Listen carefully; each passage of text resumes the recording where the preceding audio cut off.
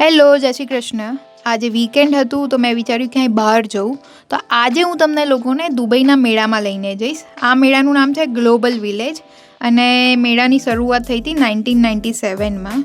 તો ત્યારે આ લોકો બેઝિકલી દુબઈમાં ટુરિઝમ પ્રમોટ કરી રહ્યા હતા અને દુબઈમાં ઘણી બધી વસ્તુઓ ફન એક્ટિવિટીઝ એડ કરી રહ્યા હતા.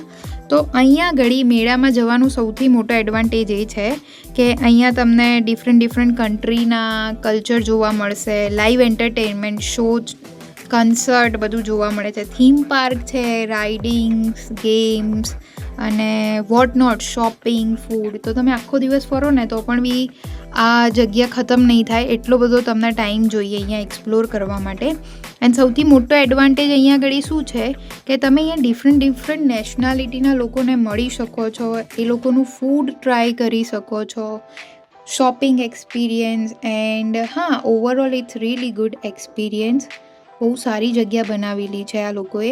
અહીંયા સૌથી મોટો એડવાન્ટેજ એ છે કે દરેક કન્ટ્રીના લોકોને પોતપોતાનું કલ્ચર લઈને અહીંયા નાના સ્ટોલ કરી શકે છે, ફૂડના, કપડાના કે પછી એમના ટ્રેડિશનલ ઘરેણાં કે ગમે તે તમે અહીંયા નાનો સ્ટોર કરી શકો છો.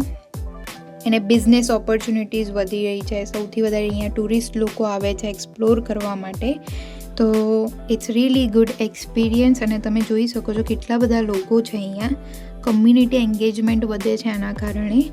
તો દુબઈમાં એટલી બધી જગ્યાઓ છે ને કે તમે એક્સપ્લોર કરતાં થાકી જાઓ, પણ દુબઈ છે નાનું પણ તમને અહીંયા એટલી બધી ફન એક્ટિવિટીઝ મળી રહેશે ને કે તમારે અહીંયા આઉટ ઓફ કન્ટ્રી જવાની જરૂર જ નહીં પડે. તો જો તમને મારા વિડીયો આવા પસંદ આવતા હોય તો લાઈક કરો, કમેન્ટ કરો અને ફોલો કરવાનું ના ભૂલતા. જય શ્રી કૃષ્ણ બધાને.